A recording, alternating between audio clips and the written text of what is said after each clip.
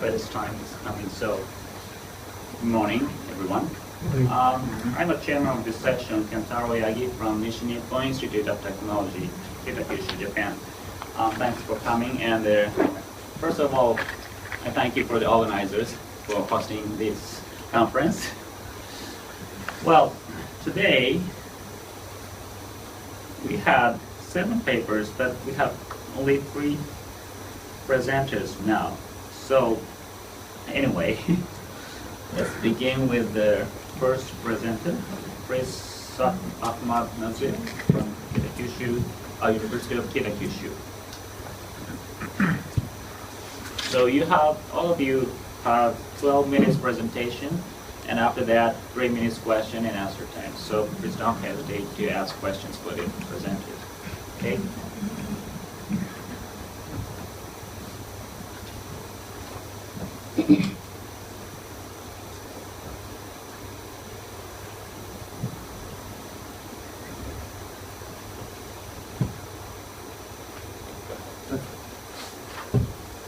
Good morning, everyone.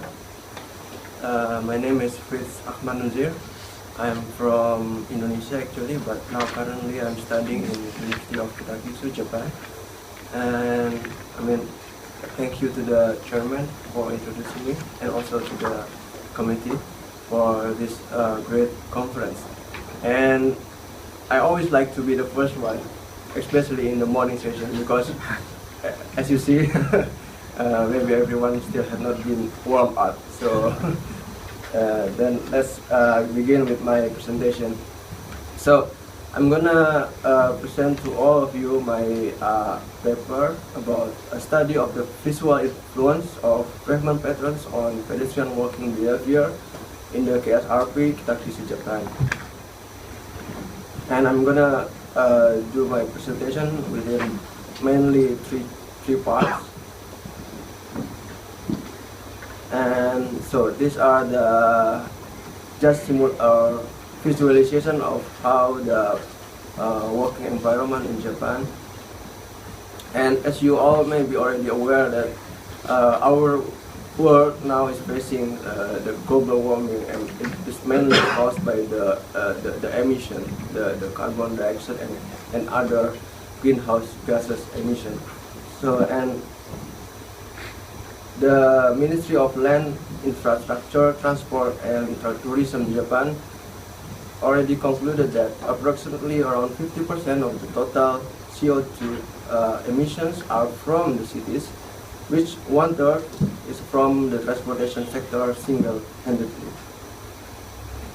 And well, historically, the Japanese street has the width less than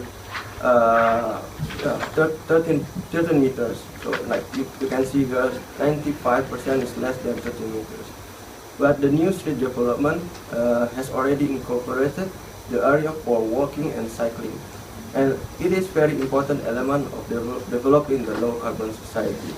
And also the ministry also already enacted act of promotion of smooth transportation, etc., of elderly persons, disabled persons, etc. But beside all this technical discussion, actually many variation of pavement pattern already also well developed in Japan, and this can be different side of looking at the pedestrian way and its infrastructure, because the pavement pattern, it can have like a visual influence or other function other than just the aesthetic function. And we already documented at least 70 types of pavement pattern in Japanese cities, mostly in Kitakyushu. And previous studies concluded some of these points, like pedestrian walking behavior is a combination of individual characteristics, infrastructure, and societal attributes by Sakaguchi 2010.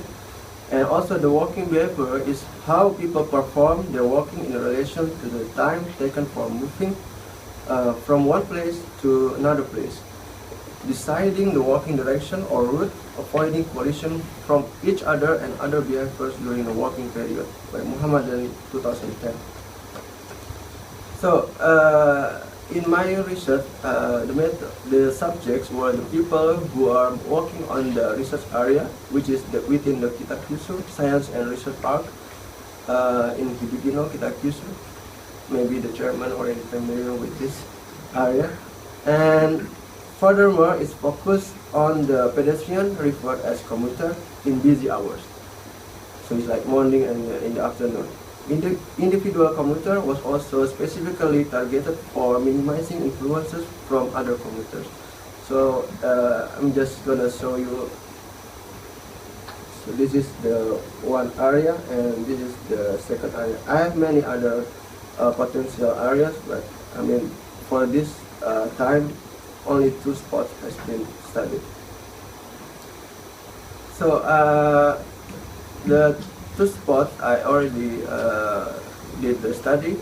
We call it observation spot number 1, OSN1, was a 50 meters long pedestrian way with a width of 3.5 meters.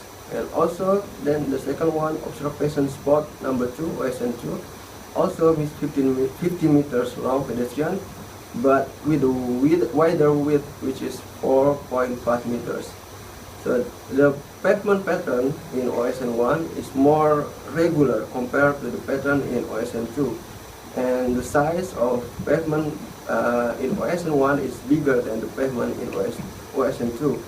And due to its fishbone variation, OSN2 would represent the pedestrian way with stronger visual influence, and OSN1 would represent the lesser. So here you can see this is the area and this is the pavement pattern, and this is another area, OSN2, and this is the fishbone pattern. And totally 93 pedestrians were observed and 71 questionnaire responses were collected separately. And yeah, there are mainly university students and lecturers, staff, and other researchers. So video sampling was used to record the pedestrian activities, of which to be analyzed using video analysis software. And we used digital video camera recorder for recording, and then transferred into PC using Apple's iMovie application with HDMI interface. And each sampling was originally recorded for 1 hour duration at the same camera position and angle within 2 periods a day, which are 8 to 11 a.m. and 4 to 7 p.m. We call it busy hour. And the original movie files then were divided into to show each individual pedestrian activity and compressed into several small size video clips for further analysis. So the criteria for the spots are this. So first, it should be non-visible, which means the camera and the camera person should not be seen by the pedestrian, so it will not change their walking behavior. And also should be from the upper or at least top point of view, and then to provide clear view for the analysis. And then roof spot, or at least protected spot from the weather. And then permissible, which means this spot should be a public or at least semi-public area that require less or non-special permission. And then different variation of pavement pattern and also high numbers of pedestrians. So, and also we use the web-based questionnaire to briefly measure the usage of the targeted pedestrian area and to understand the general overview of common pedestrian behavior, and to know how much people notice and remember the pattern of the pedestrian pavement when walking. And it was conducted by on-site interview by using a tablet interface to access the questionnaire and also to record the response. And this was to avoid using papers for exercising environmentally friendly action. it could be also accessed online using Google platform. So we use open source video analysis software named Kinovea, and in total there were 93 video clips being analyzed. The analysis resulted the movement line by tracking each pedestrian walk and also the walking duration from when entering and when exiting the research area, as shown in figure 11. So here maybe it's not really clear, but actually here there is like a blue line following this person. Here this is the complete blue line, and you can see here is the time. And also a chart, spreadsheet chart could also be produced, and the chart was a direct projection from the real view of video camera recorder containing values of X and Y coordinates of video pixel per centisecond of time. So here, and when you read it into like a spreadsheet database, it will be look like this. And when you put it overlaid with the video, it's exactly like this. So this is the boundary lines, and this is the movement line.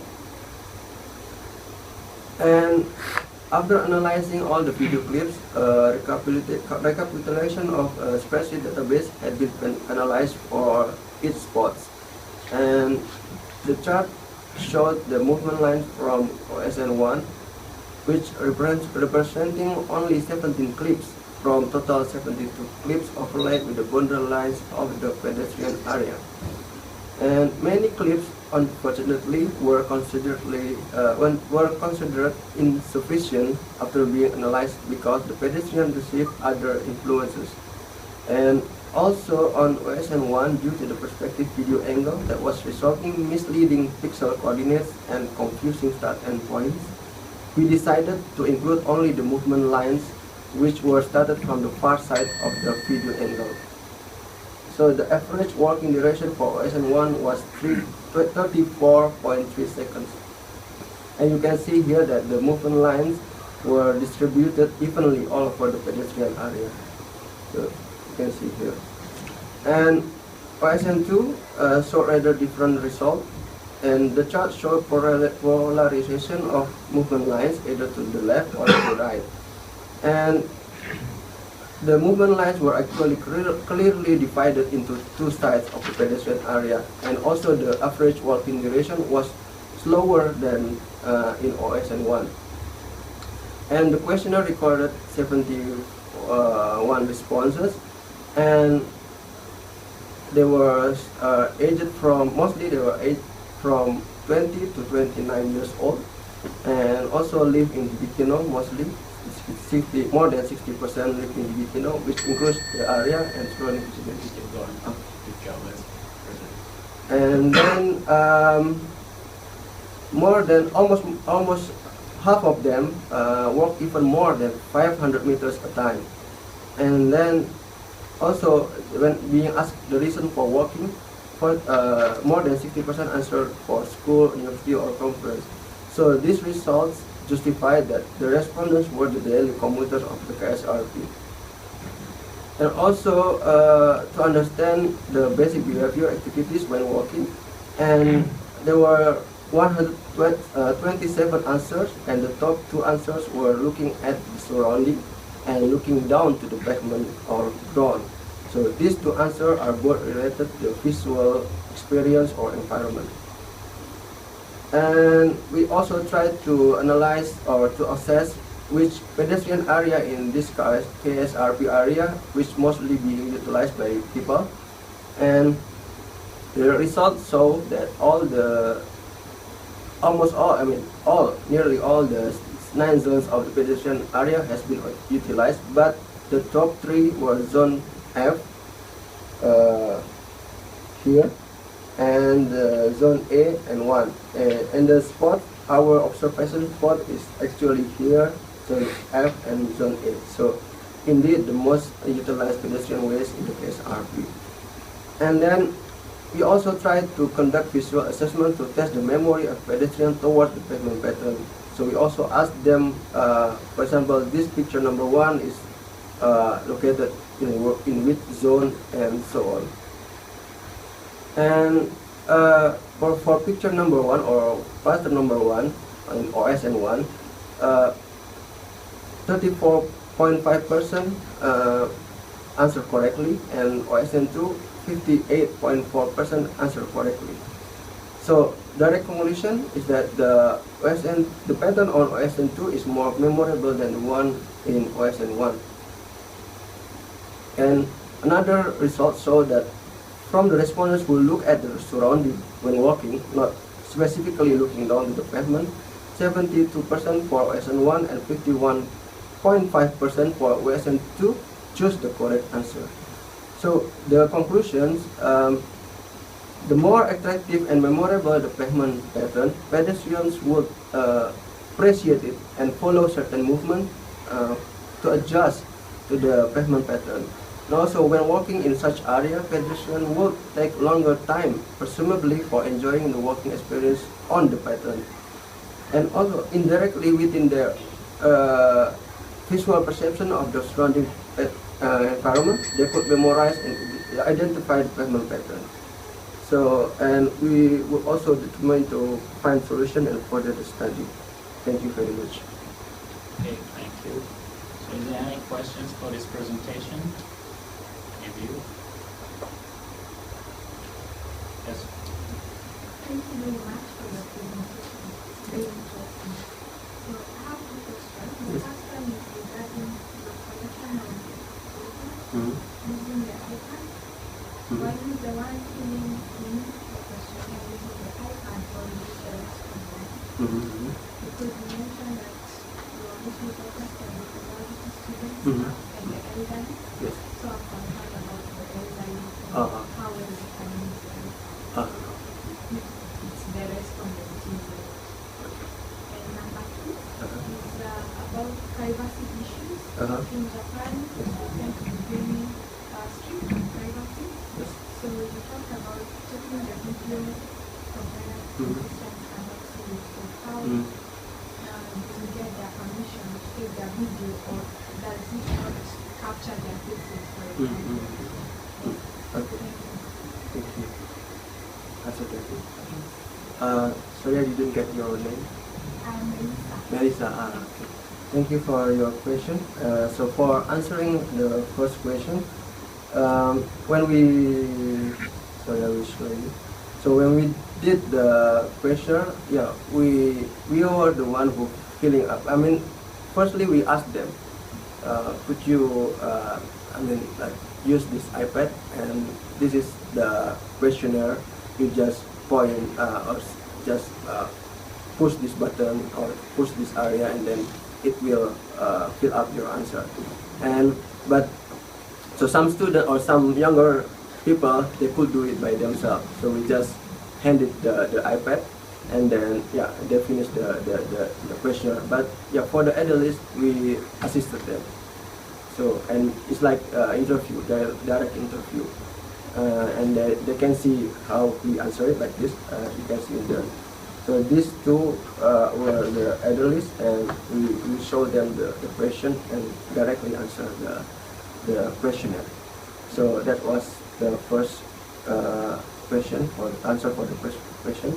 And for the privacy issue, well, that's also why I choose the upper or top point of view, because by having this perspective, you will not be able to see their faces. So, for example, this is not very clear, but I took it from, I mean, it's very far away. So, and the more to the top view, or the higher is the better actually, because you could track the movement better. And of course, for the privacy issue, this is better because you cannot see their faces. So that's it.